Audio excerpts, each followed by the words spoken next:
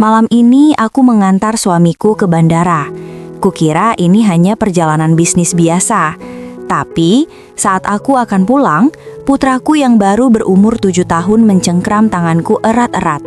Dia berbisik, "Ibu, jangan pulang ke rumah. Tadi pagi aku dengar ayah merencanakan sesuatu tentang kita. Tolong, kali ini ibu percaya sama aku." Aku percaya, lalu bersembunyi mengintai rumahku dengan kepanikan. Dan ternyata yang kulihat... Sebelum ceritanya dimulai, silahkan tulis di kolom komentar dari daerah mana saja teman-teman yang menonton cerita ini. Jangan lupa like dan subscribe agar channel ini bisa semakin berkembang dan bisa mempersembahkan cerita yang lebih menarik lagi. Udara malam itu terasa sangat menusuk tulang saat Aruna berdiri di lobi keberangkatan Bandar Udara Internasional. Cahaya lampu neon yang putih benderang terpantul pada lantai marmer yang mengkilap, menciptakan suasana yang terasa begitu steril dan dingin. Di hadapannya, Baskara, laki-laki yang telah menjadi suaminya selama hampir 10 tahun, berdiri dengan kegagahan yang selalu berhasil membuat Aruna merasa aman. Baskara mengenakan setelan jas berwarna biru gelap yang disetrika dengan sangat rapi. Tidak ada satupun kerutan yang terlihat pada pakaiannya, mencerminkan kepribadiannya yang selalu teratur dan penuh kendali. Di samping Aruna, putra tunggal mereka yang bernama Yuda berdiri dengan diam yang tidak biasa. Bocah laki-laki berusia 7 tahun itu mengenakan jaket tebal dengan tudung yang menutupi sebagian wajahnya. Tangan kecilnya menggenggam erat ujung pakaian Aruna, seolah-olah dia takut akan hanyut dalam keramaian orang-orang yang berlalu lalang membawa koper besar mereka. Baskara kemudian berjongkok di depan Yuda, memberikan senyum lebar yang memperlihatkan deretan giginya yang putih dan tertata sempurna. Baskara mengusap kepala putranya dengan lembut seraya berkata bahwa dia hanya akan pergi untuk urusan pekerjaan selama beberapa hari saja. Dia meminta Yuda untuk menjaga ibunya dengan baik selama dia berada di kota lain. Namun, Aruna memperhatikan sesuatu yang ganjil pada reaksi putranya. Yuda tidak membalas senyuman ayahnya. Matanya yang bulat justru menatap Baskara dengan tatapan yang sulit diartikan. Sebuah kombinasi antara ketakutan yang mendalam dan kewaspadaan yang tidak seharusnya dimiliki oleh anak seusianya. Baskara kemudian berdiri dan memberikan kecupan lembut pada kening Aruna. Dia membisikkan kata-kata cinta yang selama ini selalu menjadi penenang bagi hati Aruna setiap kali mereka harus berpisah sementara. Baskara berjanji akan segera menghubungi mereka begitu pesawatnya mendarat di tempat tujuan. Dengan langkah yang tegap dan penuh percaya diri, Baskara menarik koper kecilnya dan berjalan menuju pintu pemeriksaan keamanan. Aruna melambaikan tangan dengan perasaan haru, melihat punggung suaminya perlahan-lahan menghilang di balik kerumunan orang banyak. Setelah sosok Baskara benar-benar tidak lagi terlihat, Aruna menghela napas panjang. Ada rasa hampa yang selalu muncul setiap kali rumah mereka terasa sepi tanpa kehadiran kepala keluarga. Aruna kemudian menunduk dan mengajak Yuda untuk segera menuju ke tempat parkir agar mereka bisa sampai di rumah sebelum tengah malam. Namun, Yuda tidak bergerak sedikit pun. Kakinya seolah-olah telah tertanam kuat di lantai bandar udara tersebut. Aruna mencoba menarik tangan putranya dengan lembut, mengira bahwa Yuda mungkin sedang merasa sedih karena perpisahan tadi. Namun saat Aruna berjongkok untuk menyamakan tinggi badan mereka, dia melihat bahwa wajah Yuda telah berubah menjadi sangat pucat. Keringat dingin terlihat membasahi dahi bocah itu, meskipun suhu di dalam ruangan tersebut sangat sejuk karena pendingin udara yang bekerja maksimal. Yuda tiba-tiba mencengkram lengan Aruna dengan kekuatan yang mengejutkan. Kuku-kuku kecilnya seakan ingin menembus kulit lengan ibunya. Yuda mendekatkan wajahnya ke telinga Aruna. Napasnya terasa pendek dan tidak teratur. Dalam suara yang sangat kecil, nyaris menyerupai desisan angin, Yuda mengatakan sesuatu yang membuat seluruh aliran darah Aruna seakan berhenti seketika. Yuda meminta ibunya agar mereka tidak pulang ke rumah malam ini. Kalimat itu diucapkan dengan nada yang begitu putus asa, sehingga Aruna merasa ada sesuatu yang sangat salah sedang terjadi. Aruna mencoba tertawa kecil untuk mencairkan suasana, menganggap bahwa putranya mungkin hanya sedang berimajinasi setelah menonton film misteri, atau mungkin hanya merasa kelelahan. Dia membujuk Yuda dengan mengatakan bahwa rumah mereka adalah tempat paling aman dan nyaman untuk beristirahat. Namun Yuda justru menggelengkan kepalanya dengan sangat keras hingga tudung jaketnya terjatuh. Air mata mulai menggenang di pelupuk mata bocah itu saat dia bersumpah bahwa dia tidak sedang berbohong. Yuda bercerita bahwa tadi pagi, sesaat sebelum mereka berangkat menuju bandar udara, Gia secara tidak sengaja mendengar Baskara sedang berbicara dengan seseorang melalui telepon di dalam ruang kerjanya yang terkunci rapat. Yuda yang awalnya ingin mengajak ayahnya bermain, terpaksa berhenti di depan pintu karena mendengar suara Baskara yang terdengar sangat berbeda. Suara itu tidak lagi lembut seperti biasanya, melainkan terdengar sangat dingin, penuh ancaman, dan mengerikan. Yuda menjelaskan bahwa ayahnya mengatakan kepada orang di seberang telepon tersebut bahwa semuanya harus diselesaikan malam ini juga. Baskara memberikan instruksi agar orang-orang tersebut masuk ke dalam rumah setelah memastikan Aruna dan Yuda sudah tertidur lelap. Yuda tidak memahami secara teknis apa yang dibicarakan, namun dia mendengar ayahnya menyebutkan tentang penggunaan cairan yang mudah terbakar dan bagaimana memastikan bahwa tidak akan ada jejak yang tertinggal sehingga kejadian itu akan terlihat seperti kecelakaan murni akibat hubungan pendek arus listrik. Mendengar pengakuan yang begitu mendetail dari mulut putranya, Aruna merasakan sebuah firasat buruk yang sangat hebat menghujam dadanya. Dia teringat kembali pada sikap Baskara yang beberapa minggu terakhir ini sering terlihat gelisah dan banyak menghabiskan waktu di dalam ruang kerjanya sendirian. Aruna juga teringat bagaimana Baskara terus-menerus menanyakan apakah Aruna sudah mengunci semua pintu dan jendela dengan benar setiap kali mereka akan tidur. Sebuah pertanyaan yang awalnya Aruna anggap sebagai bentuk perhatian, namun kini terasa seperti cara untuk memastikan bahwa mereka terjebak di dalam. Meskipun logika dalam otak Aruna terus berusaha membela Baskara dengan mengatakan bahwa tidak mungkin seorang suami yang begitu penyayang tega mencelakai keluarganya sendiri. Namun tatapan mata Yuda tidak bisa berbohong. Teror yang terpancar dari mata putranya adalah sesuatu yang sangat nyata. Aruna menyadari bahwa Yuda bukan tipe anak yang suka mencari perhatian dengan cara mengarang cerita yang begitu menyeramkan. Akhirnya, Aruna memutuskan untuk mengikuti instingnya sebagai seorang ibu. Dia memilih untuk mempercayai ketakutan putranya daripada logikanya sendiri. Tanpa membuang waktu lebih lama lagi, Aruna membawa Yuda menuju mobil mereka dengan langkah yang terburu-buru. Di dalam mobil, tangan Aruna gemetar saat dia memasukkan kunci ke dalam lubang starter. Dia tidak menjalankan mobilnya menuju arah rumah mereka yang terletak di kawasan perumahan elit, melainkan mengemudikannya menuju ke arah yang berlawanan. Aruna memutuskan untuk membawa Yuda bersembunyi di sebuah area yang cukup gelap, namun memiliki jarak pandang yang baik ke arah gerbang masuk kompleks perumahan mereka.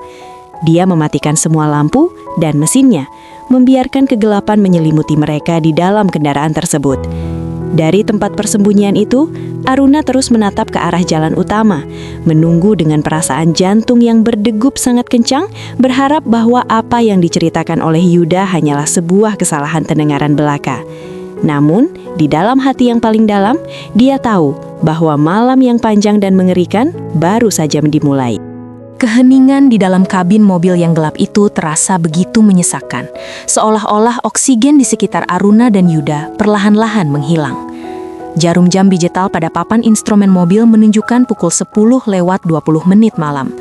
Aruna berusaha mengatur napasnya yang tersengal-sengal, sementara Yuda duduk meringkuk di kursi penumpang bagian belakang dengan tangan yang masih memeluk erat tas ransel kecilnya.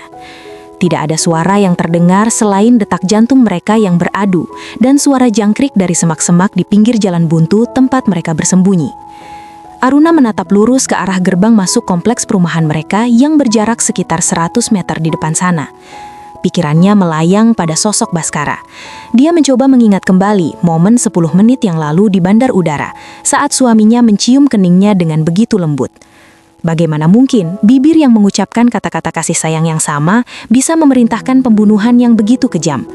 Aruna mulai merasa bahwa dirinya mungkin sudah gila karena membiarkan imajinasi seorang anak kecil mengendalikan tindakannya. Dia sempat berpikir untuk menghidupkan mesin mobil dan pulang, meminta maaf kepada Yuda karena telah menakut-nakutinya. Namun, tepat saat keraguan itu mulai menguasai benak Aruna, sebuah cahaya lampu depan mobil muncul dari tikungan jalan utama. Aruna secara refleks menarik tubuhnya ke bawah, bersembunyi di balik kemudi sambil memberikan isyarat kepada Yuda untuk tetap menunduk dan jangan mengeluarkan suara sedikit pun. Sebuah kendaraan jenis minibus berwarna hitam legam dengan kaca yang sangat gelap, melaju dengan kecepatan yang sangat rendah. Kendaraan itu tidak menyalakan lampu isyarat saat berbelok masuk ke dalam kompleks perumahan mereka, sebuah perilaku yang sangat tidak wajar bagi tamu atau penghuni biasa pada jam selarut ini. Aruna mengintip dari celah jendela dengan perasaan was-was. Minibus itu berhenti tepat di depan pagar rumah nomor 17, rumah milik Aruna dan Baskara. Di bawah temaram lampu jalan yang sedikit berkedip, Aruna melihat dua orang laki-laki turun dari kendaraan tersebut. Mereka mengenakan pakaian serba gelap, jaket bertudung dan masker yang menutupi sebagian besar wajah mereka. Aruna berharap mereka hanyalah pencuri biasa, karena jika mereka adalah perampok, dia bisa segera menghubungi polisi dan masalah akan selesai. Namun, tepat saat keraguan itu mulai menguasai benak Aruna, sebuah laki-laki tidak memanjat pagar atau mencoba merusak gembok. Dia merogoh kantong jaketnya dan mengeluarkan sebuah kunci. Dengan gerakan yang sangat tenang dan terbiasa, dia memasukkan kunci tersebut ke dalam lubang kunci pagar. Klik! Pagar besi yang berat itu terbuka dengan sangat mulus tanpa menimbulkan suara decitan sedikit pun. Aruna membekap mulutnya sendiri agar jeritan ngerinya tidak lolos. Kunci pagar itu hanya dimiliki oleh dua orang di dunia ini, Aruna yang memegangnya sekarang dan Baskara yang seharusnya sedang berada di atas pesawat menuju luar kota. Kedua orang asing itu melangkah masuk ke dalam halaman rumah dengan langkah yang sangat metodis, seolah-olah mereka sudah menghafal tata letak bangunan tersebut. Mereka menuju pintu utama dan sekali lagi, dengan menggunakan kunci duplikat, mereka membuka pintu kayu jati yang kokoh itu dengan sangat mudah. Mereka masuk ke dalam dan menutup pintu kembali dari dalam. Aruna merasakan perutnya melilit hebat. Ini bukan sekadar perampokan, ini adalah sebuah penyusupan yang telah direncanakan dengan sangat matang. Dan kunci yang mereka gunakan adalah bukti nyata bahwa pengkhianatan ini berasal dari dalam selimutnya sendiri. Dari kejauhan, Aruna melihat cahaya senter kecil bergerak-gerak di balik tirai jendela ruang tamu mereka. Mereka tidak menyalakan lampu utama rumah, sebuah taktik agar tetangga sekitar tidak curiga. Aruna ingin sekali keluar dari mobil dan berteriak meminta tolong. Namun dia menyadari bahwa jika dia melakukan itu, dia justru akan membahayakan nyawa Yuda. Dia hanya bisa terpaku menyaksikan rumah yang selama ini dia bangun dengan cinta, kini sedang dikuasai oleh orang-orang yang ingin menghabisi nyawanya. 5 menit berlalu dengan ketegangan yang hampir membuat Aruna kehilangan kesadaran. Tiba-tiba, dia mencium sesuatu yang sangat tajam masuk melalui lubang ventilasi mobil yang sedikit terbuka. Bau bensin yang sangat menyengat. Yuda yang juga mencium bau tersebut mulai terisak tanpa suara. Air mata mengalir deras di pipinya yang pucat. Tidak lama kemudian, sebuah kilatan cahaya oranye muncul dari lantai 2 rumah mereka, tepatnya dari arah kamar tidur Yuda. Kilatan itu diikuti oleh kobaran api yang dengan cepat merambat ke bagian tirai dan plafon kayu. Dalam waktu singkat, rumah yang megah itu mulai dilalap oleh si jago merah. Asap hitam pekat membubung tinggi ke langit malam yang gelap. Kedua laki-laki berbaju hitam tadi terlihat berlari keluar dari rumah, melompati pagar yang masih terbuka, dan segera masuk ke dalam minibus hitam mereka yang langsung tancap gas meninggalkan lokasi kejadian. Mereka pergi tepat beberapa saat sebelum suara sirina pemadam kebakaran terdengar meraung-raung dari kejauhan. Aruna melihat rumahnya hancur, namun yang lebih menghancurkan hatinya adalah ketika ponsel di genggamannya bergetar. Sebuah pesan singkat masuk dari nomor Baskara. Aruna membukanya dengan tangan yang gemetar hebat. Pesan itu berbunyi, "Sayang, aku baru saja mendarat. Semoga kamu dan Yuda sudah tidur nyenyak di rumah. Aku sangat mencintai kalian berdua." Kalimat tidur nyenyak dalam pesan itu kini bermakna sangat mengerikan di telinga Aruna. Baskara tidak sedang mengharapkan mereka beristirahat. Dia sedang mengharapkan mereka mati terpanggang di dalam sana saat mereka tidak sadarkan diri. Pesan itu adalah alibi terakhir yang sempurna untuk menunjukkan bahwa dia adalah suami yang penuh perhatian yang sedang berada jauh dari lokasi bencana. Aruna merasa ingin muntah. dunia yang dia kenal telah runtuh bersama abu rumahnya. Kini dia sadar, dia tidak bisa lagi meminta pertolongan pada siapapun yang mengenal Bhaskara, karena di mata dunia, suaminya adalah malaikat, sementara dia hanyalah sasaran yang seharusnya sudah lenyap malam ini. Aruna mematikan layar telepon genggamnya dengan perasaan mual yang tak tertahankan. Kata-kata cinta dari Bhaskara yang tertera di layar tadi terasa seperti racun yang merayap masuk ke dalam jiwanya. Di depan matanya, api semakin membesar, melalap atap rumah yang dahulu menjadi saksi bisu tawa mereka setiap pagi. Suara ledakan kecil terdengar saat kaca-kaca jendela pecah karena panas yang ekstrim, menyemburkan lidah api yang menjilat-jilat udara malam. Sirina mobil pemadam kebakaran kini terdengar sangat dekat, dibarengi dengan lampu biru dan merah yang berputar, memantul pada gedung-gedung di sekitarnya. Yuda masih meringkuk di kursi belakang, namun kini dia tidak lagi menangis. Anak itu menatap kobaran api dengan tatapan kosong, seolah-olah sebagian dari masa kecilnya ikut terbakar di sana. Aruna menyadari bahwa mereka tidak boleh terlihat di sana. Jika mereka muncul sekarang dan melaporkan apa yang terjadi, Bhaskara akan segera mengetahui bahwa rencananya gagal. Suaminya yang cerdik itu pasti akan memutarbalikkan fakta, menggunakan pengaruh dan kekayaannya untuk membuat Aruna terlihat seperti istri yang tidak stabil secara mental atau bahkan menuduhnya sebagai pelaku pembakaran itu sendiri. Dengan tangan yang masih gemetar, Aruna menghidupkan mesin mobil secara perlahan. Dia memutar kemudi dengan hati-hati, menjauhi kerumunan warga yang mulai berdatangan untuk melihat kebakaran tersebut. Dia mengemudi tanpa tujuan yang jelas di tengah kota yang mulai sepi. Pikirannya berpacu liar mencari tempat bernaung. Dia tidak bisa pergi ke rumah orang tuanya karena mereka sudah lama tiada. Dia juga tidak mungkin mendatangi kerabat dekatnya, sebab semua orang dalam lingkaran pergaulannya adalah rekan bisnis atau sahabat baik Bhaskara. Siapapun yang dia hubungi pasti akan langsung mengabari Bhaskara dengan niat baik yang justru akan menjadi jebakan mematikan bagi Aruna. Tiba-tiba, sebuah nama muncul di benak Aruna, Sitorus. Dia adalah seorang pengacara tua yang dahulu merupakan tangan kanan mendiang ayah Aruna. Ayahnya pernah berpesan, jauh sebelum beliau meninggal dunia, bahwa jika Aruna berada dalam kesulitan yang tidak bisa diselesaikan dengan uang atau kata-kata, dia harus mencari Sitorus. Aruna ingat ayahnya memberikan sebuah kartu nama usang yang disimpan di dalam dompet rahasianya. Aruna menepikan mobil di bawah lampu jalan yang remang-remang, merogoh tas tangannya, dan menemukan kartu itu. Alamatnya berada di kawasan Kota Tua, sebuah daerah yang penuh dengan bangunan kolonial yang terbengkalai.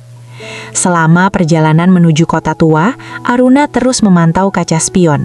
Setiap kali ada lampu mobil yang muncul di belakangnya, jantungnya seolah-olah melompat keluar. Dia merasa setiap bayangan di pinggir jalan adalah mata-mata yang dikirim oleh Bhaskara. Yuda akhirnya tertidur karena kelelahan emosional yang luar biasa. Namun tidurnya tidak tenang, dia sesekali mengigau ketakutan. Aruna menggenggam kemudi dengan sangat erat hingga buku-buku jarinya memutih, mencoba meyakinkan dirinya sendiri bahwa dia harus kuat demi keselamatan putranya. Setelah berkendara selama hampir 1 jam, Aruna tiba di sebuah gang sempit yang diapit oleh ruko-ruko tinggi berarsitektur kuno. Di ujung gang tersebut, terdapat sebuah pintu kayu berwarna hijau kusam dengan papan nama kecil bertuliskan Kantor Hukum. Aruna mematikan mesin mobil dan mengamati situasi sekeliling. Daerah itu sangat sunyi, hanya ada suara tetesan air dari pipa yang bocor. Dia membangunkan Yuda dengan lembut, lalu mereka berjalan tergesa-gesa menuju pintu tersebut. Aruna mengetuk pintu kayu itu berkali-kali dengan perasaan cemas. Awalnya tidak ada jawaban, namun setelah beberapa menit, terdengar suara langkah kaki yang berat dari dalam. Pintu terbuka sedikit, hanya tertahan oleh rantai pengaman. Seorang laki-laki tua dengan rambut putih yang berantakan dan kacamata tebal mengintip dari celah pintu. Itu adalah Sitorus. Wajahnya terlihat terkejut saat mengenali wajah Aruna yang sembab dan kotor terkena abu. Tanpa sepatah kata pun, Sitorus segera membuka rantai dan menarik mereka masuk, lalu mengunci pintu kembali dengan beberapa slot pengunci besi. Di dalam kantor yang pengap dan penuh dengan tumpukan berkas tua itu, Aruna akhirnya menceritakan semuanya. Dia berbicara dengan suara yang terputus-putus, menceritakan tentang bisikan Yuda, minibus hitam, kunci duplikat, hingga pesan singkat terakhir dari Baskara. Sitorus mendengarkan dengan seksama tanpa memotong pembicaraan. Jemari tangannya yang keriput sesekali mengetuk meja kayu jati di depannya. Setelah Aruna selesai bercerita, keheningan menyelimuti ruangan itu selama beberapa saat. Sitorus kemudian mengambil sebuah map tebal dari lemari besi yang terletak di sudut ruangan. Dia menjelaskan kepada Aruna bahwa ketakutannya sangat beralasan. Sitorus mengungkapkan bahwa selama setahun terakhir, dia diam-diam telah mengawasi pergerakan keuangan Baskara atas permintaan terakhir mendiang ayah Aruna, yang rupanya sudah menaruh kecurigaan pada menantunya sendiri. Sitorus membeberkan kenyataan pahit bahwa Baskara sedang terlilit hutang yang sangat besar akibat investasi bodong di luar negeri dan perjudian kelas atas yang selama ini dia sembunyikan dengan sangat rapi di balik citra pengusaha suksesnya. Harta warisan Aruna yang tersimpan dalam bentuk perwalian adalah satu-satunya cara bagi Baskara untuk melunasi hutang-hutangnya. Namun sesuai dengan dokumen perwalian yang dibuat oleh ayah Aruna, harta tersebut hanya bisa dicairkan sepenuhnya jika Aruna meninggal dunia, atau jika Aruna menyetujui penyerahan kekuasaan secara penuh dalam keadaan sadar. Jika Aruna dan Yuda lenyap dalam sebuah kecelakaan seperti kebakaran, maka Baskara sebagai satu-satunya ahli waris yang tersisa akan memiliki akses tanpa batas terhadap seluruh kekayaan tersebut. Aruna merasa dunianya gelap gulita. Ternyata selama ini dia hanya dianggap sebagai selembar cek berjalan oleh laki-laki yang dia puja. Sitorus menegaskan bahwa mereka tidak bisa hanya melapor ke polisi sekarang, karena Baskara memiliki alibi yang sangat kuat dan jaringan koneksi yang luas di kepolisian. Mereka membutuhkan bukti fisik yang tidak terbantahkan. Sitorus kemudian menanyakan tentang sebuah kotak berangkas kecil yang selalu disimpan Baskara di ruang kerjanya. Aruna teringat bahwa berangkas itu terbuat dari bahan khusus yang tahan api.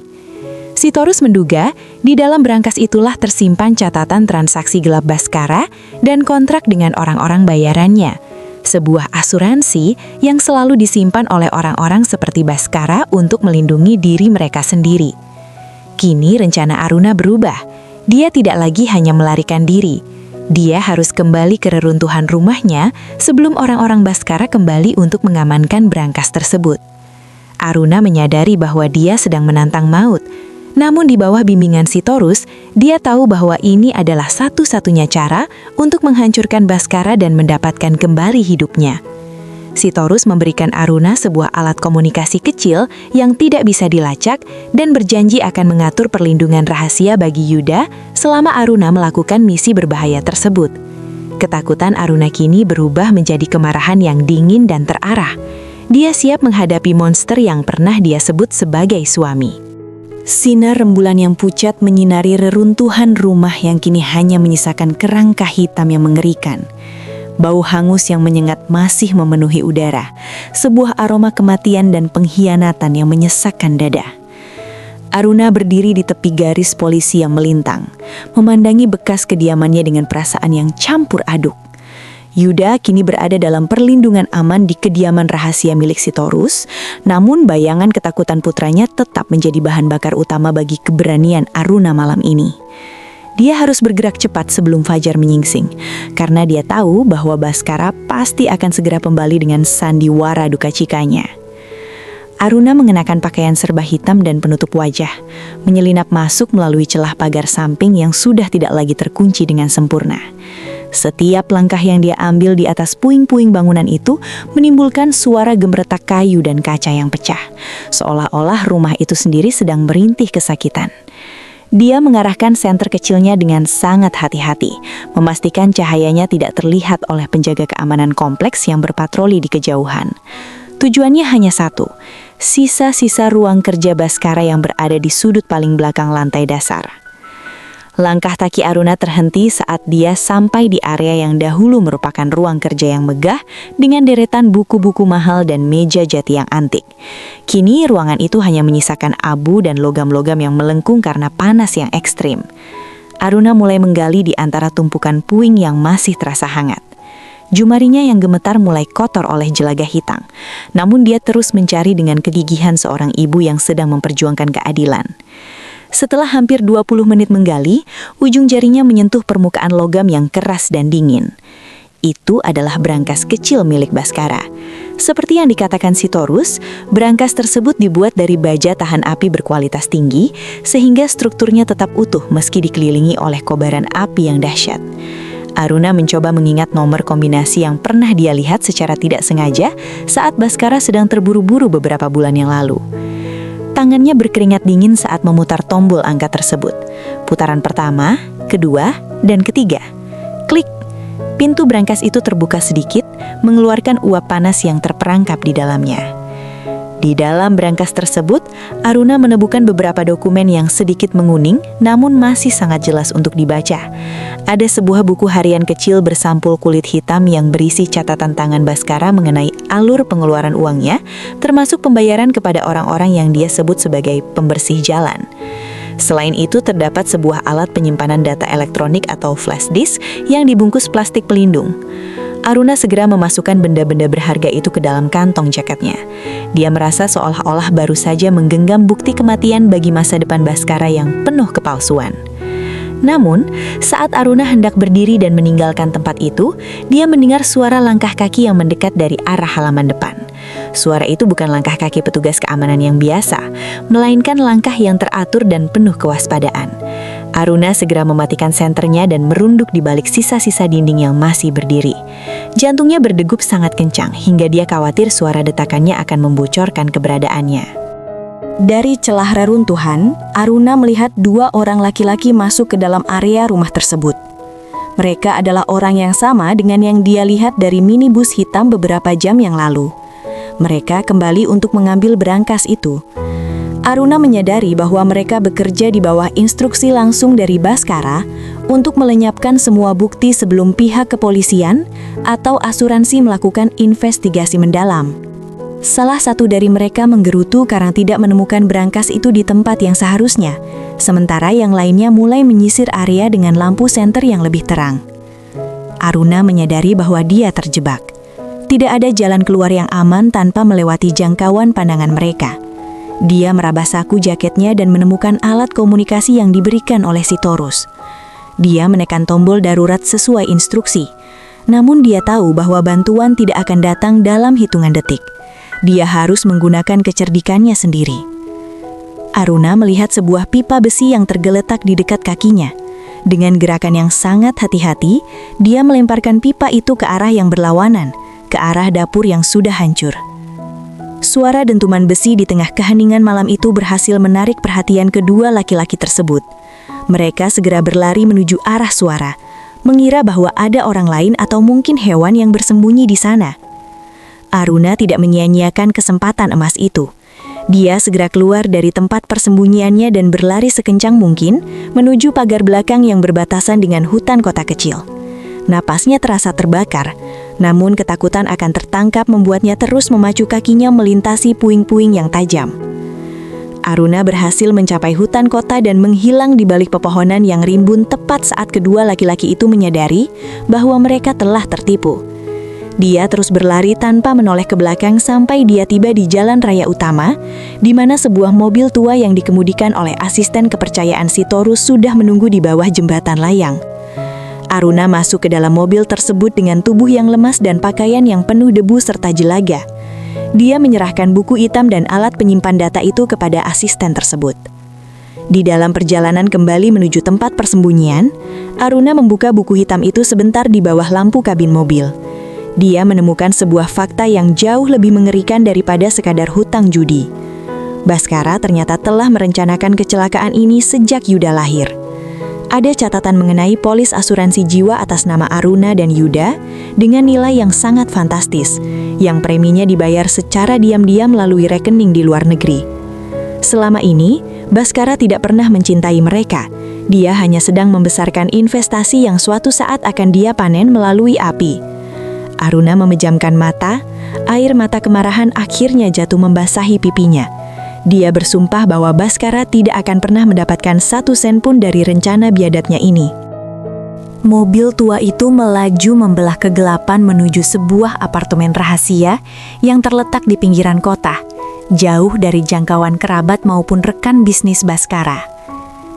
Aruna duduk terdiam di kursi belakang, mendekap erat tas kecil yang berisi rahasia gelap suaminya. Tubuhnya terasa kaku, namun pikirannya bekerja lebih cepat dari sebelumnya. Sesampainya di apartemen tersebut, Sitorus sudah menunggu dengan sebuah komputer jinjing yang siap digunakan. Tanpa membuang waktu, Sitorus segera memasukkan alat penyimpan data elektronik yang ditemukan Aruna ke dalam mesin tersebut untuk membedah isinya. Layar monitor mulai menampilkan deretan berkas yang dilindungi oleh kata kunci. Sitorus, yang ternyata memiliki keahlian dalam bidang forensik digital, mulai bekerja dengan jari-jari yang lincah. Setelah beberapa menit yang menegangkan, sistem pengaman tersebut berhasil ditembus. Apa yang terpampang di depan mata Aruna jauh lebih busuk daripada sekadar masalah keuangan. Terdapat ribuan surat elektronik yang dikirimkan oleh Baskara kepada seorang pengacara di negara suaka pajak. Di dalam surat-surat tersebut, Baskara memberikan instruksi yang sangat mendetail mengenai cara mengalihkan seluruh aset warisan keluarga Aruna ke dalam sebuah yayasan fiktif yang hanya bisa diakses oleh dirinya sendiri. Yang lebih mengejutkan, Aruna menemukan sebuah folder berjudul Rencana Akhir. Di dalamnya terdapat salinan digital dari dokumen polis asuransi jiwa yang preminya telah ditingkatkan secara signifikan hanya 1 bulan sebelum kejadian kebakaran. Aruna membaca setiap baris dengan tangan gemetar. Baskara secara spesifik mengatur agar dana asuransi tersebut cair secara otomatis ke rekening di luar negeri jika terjadi kematian akibat bencana alam atau kebakaran rumah, tanpa perlu melalui proses pembuktian ahli waris yang rumit di dalam negeri. Segala sesuatu telah diperhitungkan. Baskara telah menyiapkan jalan keluar yang sangat rapi untuk dirinya sendiri setelah Aruna dan Yuda lenyap. Sitorus kemudian membuka berkas lainnya yang berisi rekaman suara hasil sadapan yang rupanya dilakukan oleh Baskara sendiri terhadap telepon rumah mereka. Aruna mendengar suaranya sendiri sedang berbicara dengan Yuda mengenai rencana liburan mereka tahun depan. Suara itu kemudian diikuti oleh komentar dingin Baskara dalam bentuk catatan suara digital yang mengatakan bahwa liburan itu tidak akan pernah terjadi. Aruna merasa seolah-olah dia sedang melihat sosok monster yang selama ini mengenakan topeng manusia di depannya setiap hari. Dia bukan hanya ingin uang itu, Aruna, kata Sitorus dengan nada yang sangat serius. Dia ingin menghapus keberadaan kalian sepenuhnya agar dia bisa membangun identitas baru di tempat lain tanpa ada beban masa lalu. Hutang-hutangnya di kasino ilegal itu sudah mencapai titik di mana nyawanya sendiri terancam. Dia mengorbankan kalian untuk menyelamatkan kepalanya sendiri dari para penagih utang yang kejam. Tiba-tiba, telepon genggam milik Sitorus bergetar. Sebuah kabar masuk dari informan di bandar udara. Pesawat yang seharusnya ditumpangi oleh Baskara dijadwalkan kembali lebih awal karena adanya pemberitahuan mengenai keadaan darurat di rumahnya. Baskara sedang dalam perjalanan pulang dengan skenario sebagai suami yang hancur dan berduka. Dia akan segera tiba di lokasi reruntuhan untuk bertemu dengan polisi dan pihak asuransi. Sitorus menyadari bahwa ini adalah saat yang kritis.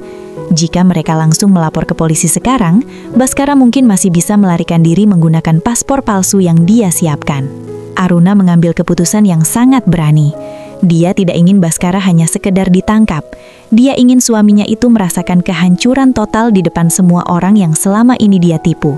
Aruna meminta Sitorus untuk meretas sistem komunikasi internal pada acara konferensi pers yang biasanya akan digelar oleh polisi di depan lokasi kebakaran rumah mewah.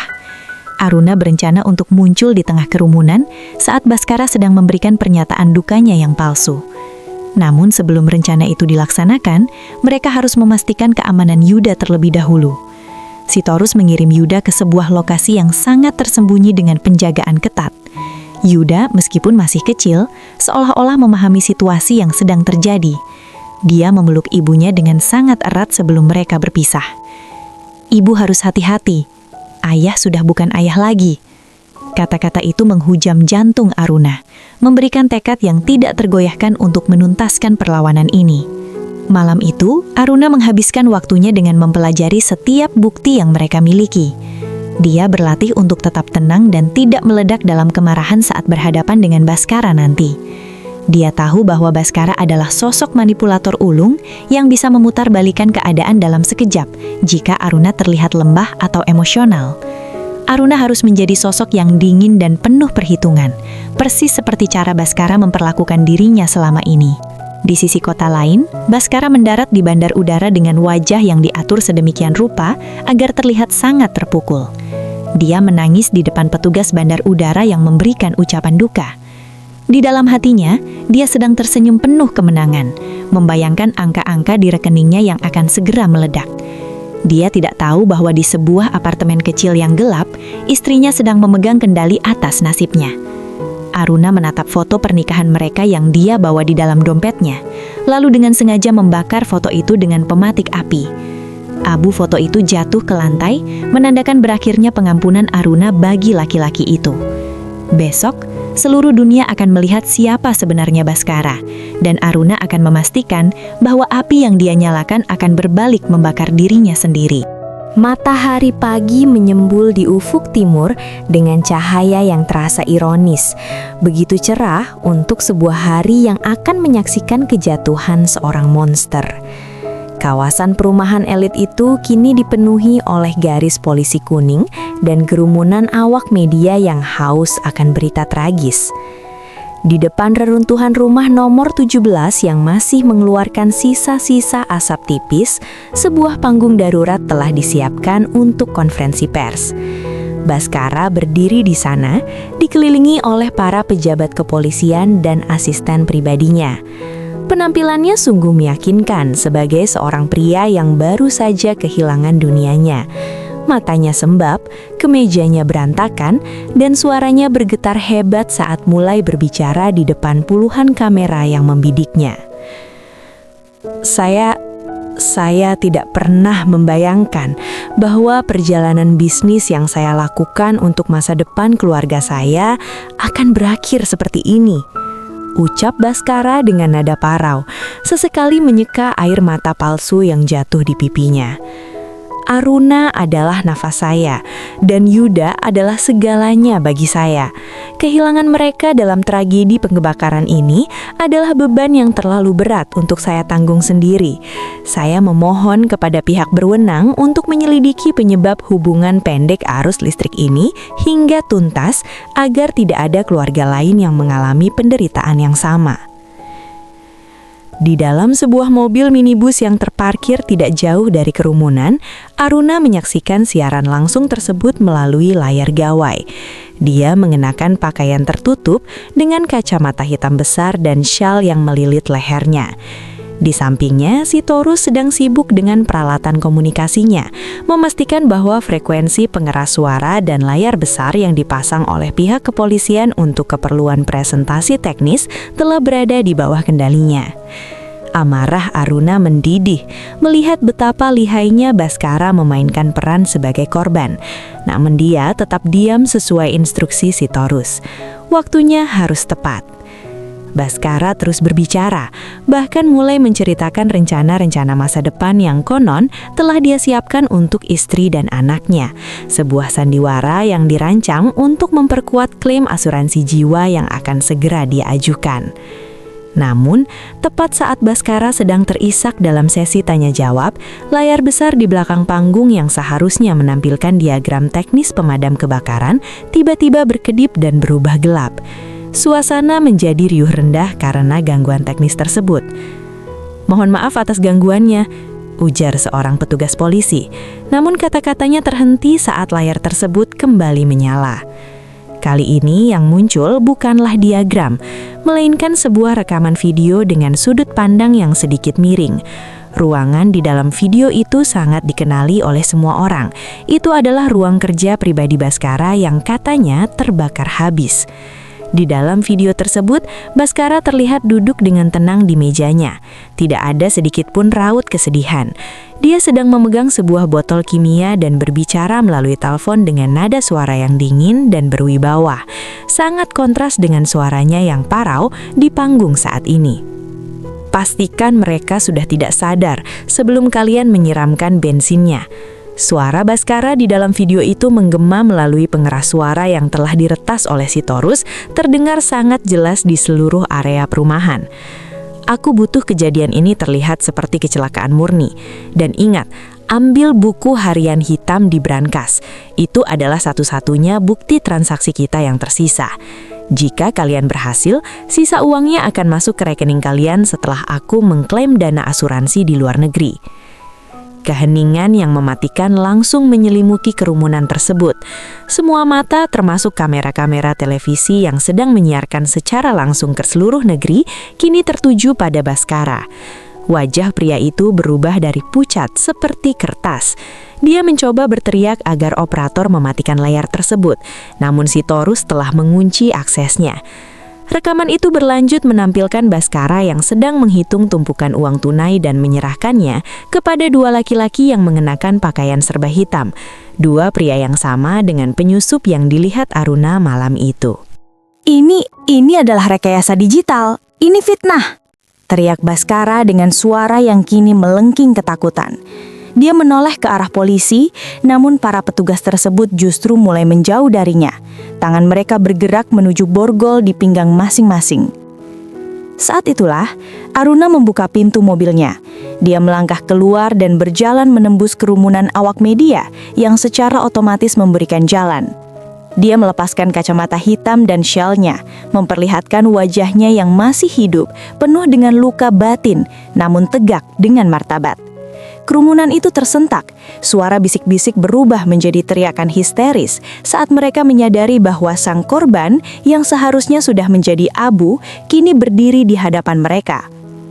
Aruna naik ke atas panggung, berdiri tepat di depan Baskara yang gemetar sehebat daun kering yang tertiup angin. Dia tidak memukul suaminya, tidak juga berteriak. Dia hanya menatap Baskara dengan tatapan yang seolah-olah menembus langsung ke dasar jiwanya yang busuk. Aruna mengeluarkan telepon genggamnya sendiri dan menekan tombol putar pada pesan suara terakhir yang dikirim Baskara. "Semoga kamu dan Yuda sudah tidur nyenyak di rumah." Suara Baskara terdengar lagi, kali ini dalam bentuk pesan cinta yang mematikan. "Kami memang tidur nyenyak malam ini, Baskara," ucap Aruna dengan suara yang tenang namun bergetar karena emosi yang tertahan. "Tapi bukan di dalam rumah yang kamu bakar, melainkan dalam perlindungan kebenaran yang tidak pernah kamu duga sebelumnya.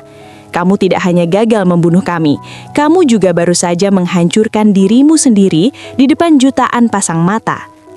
Baskara mencoba meraih tangan Aruna, entah untuk memohon atau menyerang, namun para petugas polisi dengan cepat menyergapnya. Kedua tangannya ditarik ke belakang dan suara denting borgol baja yang mengunci pergelangan tangannya terdengar seperti vonis kematian bagi karir dan kebebasannya.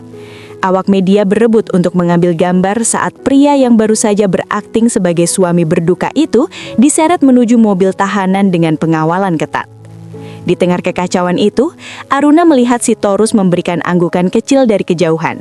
Namun Aruna tahu, ini belum benar-benar berakhir. Dia menyadari ada satu hal yang hilang dari brankas semalam. Sebuah dokumen kepemilikan aset di luar negeri yang tidak ada di dalam alat penyimpan data. Saat Baskara dimasukkan ke dalam mobil, pria itu sempat menoleh ke arah Aruna dengan senyum menyeringai yang mengerikan. Sebuah tanda bahwa monster itu masih memiliki kartu truf yang dia sembunyikan. Aruna menyadari bahwa perjuangannya untuk membersihkan seluruh jejak pengkhianatan ini masih membutuhkan satu langkah besar terakhir sebelum dia benar-benar bisa bernafas lega. Gema sorak-sorai media dan kilatan kamera perlahan memudar saat mobil tahanan yang membawa Baskara melaju pergi meninggalkan kepulan debu di atas reruntuhan.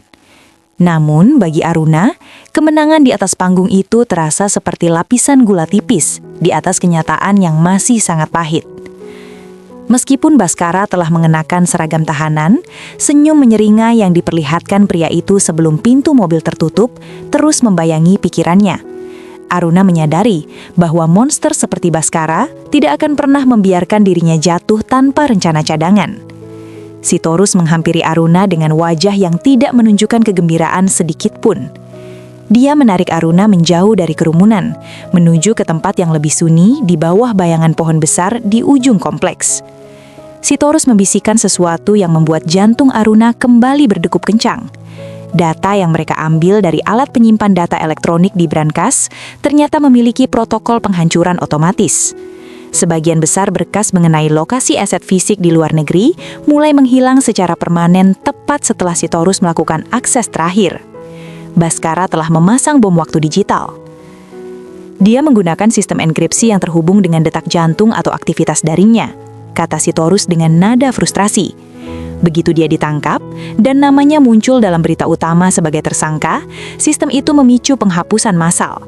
Dia ingin memastikan bahwa jika dia tidak bisa memiliki harta itu, maka kamu pun tidak akan pernah bisa menyentuhnya.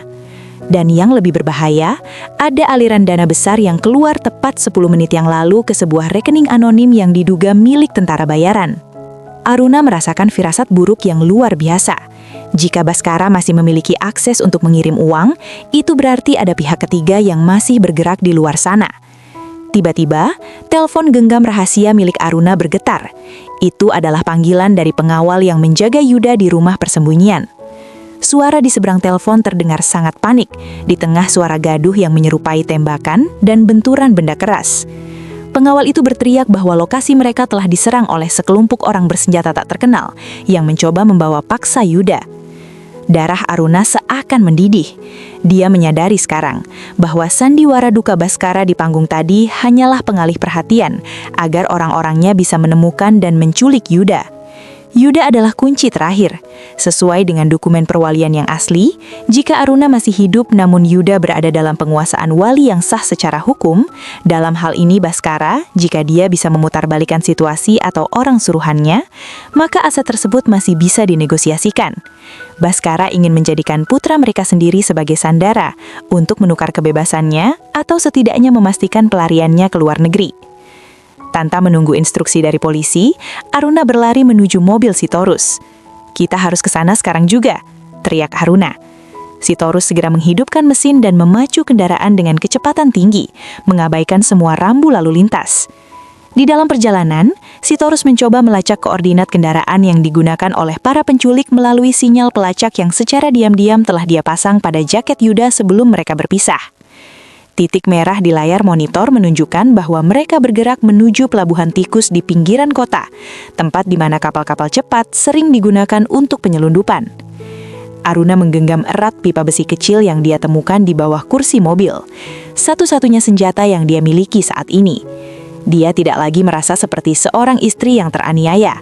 Dia telah berubah menjadi seorang ibu yang siap mencabik siapapun yang berani menyentuh putranya. Sitorus terus berkoordinasi dengan detektif kepercayaan yang memiliki integritas, meminta bantuan penangkapan di area dermaga tanpa melalui jalur birokrasi yang mungkin sudah disisipi oleh orang-orang Bhaskara. Saat mereka tiba di pelabuhan yang kumuh dan bau amis itu, hari mulai gelap karena mendung yang tebal.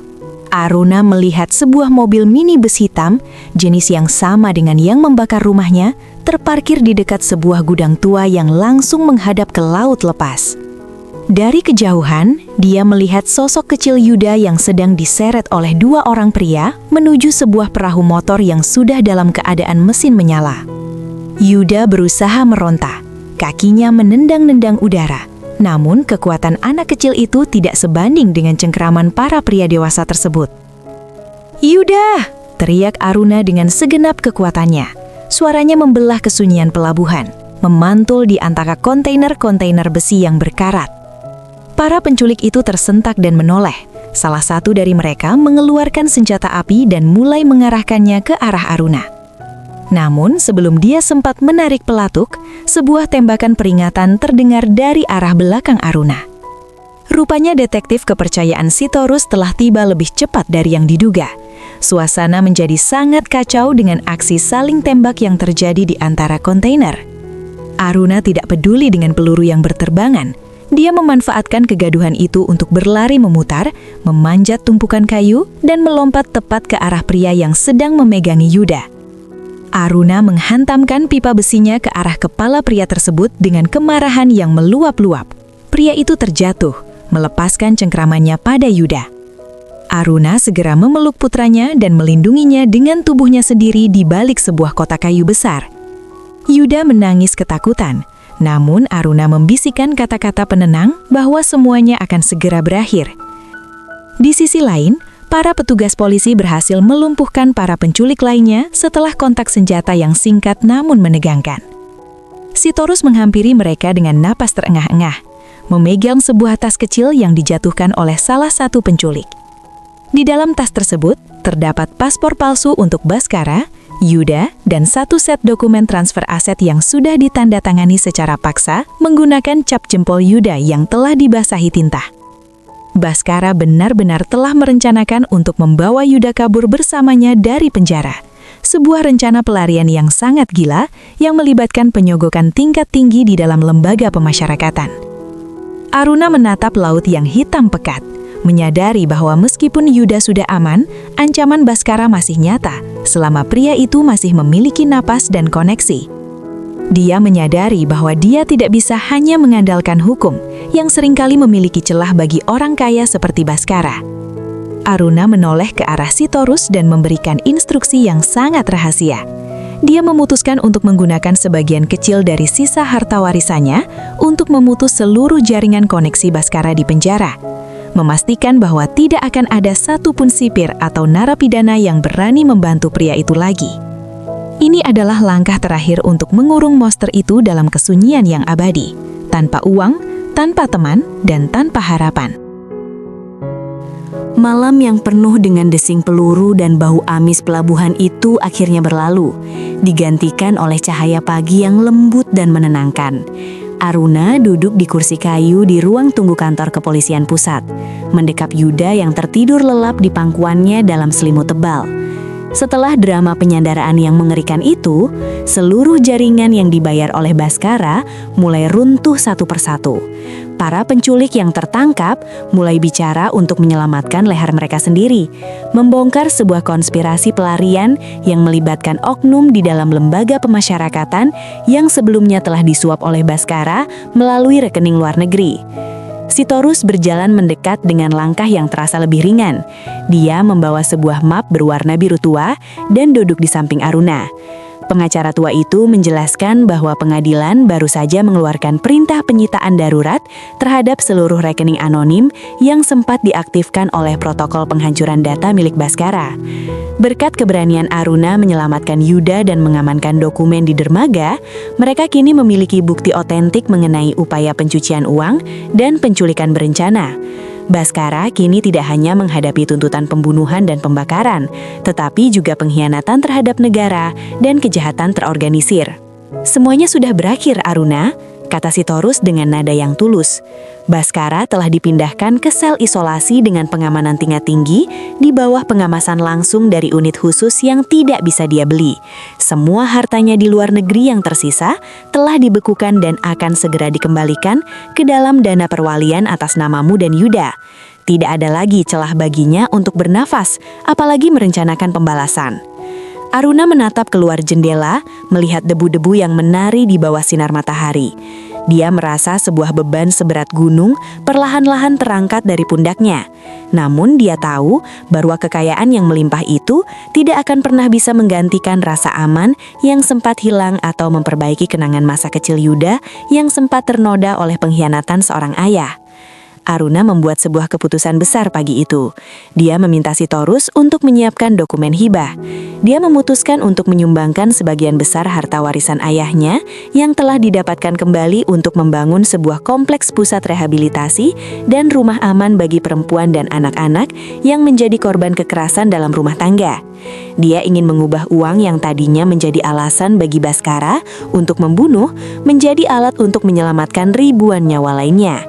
Aruna menyadari bahwa cara terbaik untuk membalas dendam kepada kegelapan adalah dengan menjadi cahaya yang sangat terang bagi orang lain. Dia tidak ingin hidup dalam kemewahan yang dibangun di atas abu rumah lamanya. Dia ingin membangun sesuatu yang memiliki makna yang jauh lebih dalam. Beberapa minggu kemudian, Aruna membawa Yuda mengunjungi sebuah rumah baru di pinggiran kota yang tenang, dekat dengan perbukitan hijau yang asri. Rumah itu sederhana, berdinding putih dengan banyak jendela besar yang membiarkan udara segar dan cahaya masuk ke setiap sudut ruangan. Tidak ada lagi cermin-cermin besar atau kemewahan yang dingin, yang ada hanya kehangatan dan rasa syukur. Yuda berlari ke halaman belakang, mengejar seekor anak anjing yang baru saja mereka adopsi. Tawa bocah itu terdengar jernih, tanpa ada beban ketakutan yang dahulu menyiksa batinnya. Baskara sendiri akhirnya dijatuhi hukuman penjara seumur hidup tanpa kemungkinan remisi atau pembebasan bersyarat. Di dalam kesunyian selnya yang sempit, dia harus menghabiskan sisa hidupnya dengan bayang-bayang kegagalannya sendiri. Dia kehilangan segalanya karena keterakahannya sendiri. Harta yang dia dambakan, kebebasan yang dia agungkan, dan keluarga yang seharusnya menjadi pelindungnya. Aruna tidak pernah mengunjunginya ke penjara, dan dia juga tidak mengizinkan Yuda untuk melihat ayahnya lagi. Baginya, laki-laki bernama Baskara itu sudah lama mati di dalam api yang dia nyalakan sendiri malam itu di rumah nomor 17. Saat matahari mulai terbenam di balik perbukitan, Aruna berdiri di teras rumah barunya sambil memegang secangkir teh hangat. Dia melihat Yuda yang melambaikan tangan ke arahnya dari kejauhan dengan wajah yang ceria. Aruna tersenyum, sebuah senyuman yang tulus dan penuh kedamaian yang sudah lama hilang dari wajahnya. Dia teringat kembali pada bisikan Yuda di bandar udara waktu itu. Sebuah bisikan yang awalnya terdengar seperti teror, namun ternyata adalah suara malaikat yang menyelamatkan hidup mereka. Kini tidak ada lagi rahasia di balik pintu yang terkunci, tidak ada lagi ancaman di balik pesan cinta yang palsu, dan tidak ada lagi api yang perlu ditakuti. Aruna telah belajar bahwa kekuatan seorang ibu tidak diukur dari berapa banyak harta yang dia miliki, melainkan dari sejauh mana dia bersedia berjuang untuk melindungi kebahagiaan anaknya. Di bawah langit yang berwarna jingga keemasan, Aruna menyadari bahwa hidupnya yang baru saja bermulai. Dia telah berhasil melintasi lembah kematian dan keluar sebagai pemenang, membawa satu-satunya harta yang benar-benar berharga, yaitu kedamaian jiwa dan masa depan yang cerah bagi putra tercinta. Semuanya sudah benar-benar selesai, dan malam ini, untuk pertama kalinya setelah sekian lama, mereka benar-benar akan tidur dengan sangat nyenyak dalam pelukan keamanan yang sejati.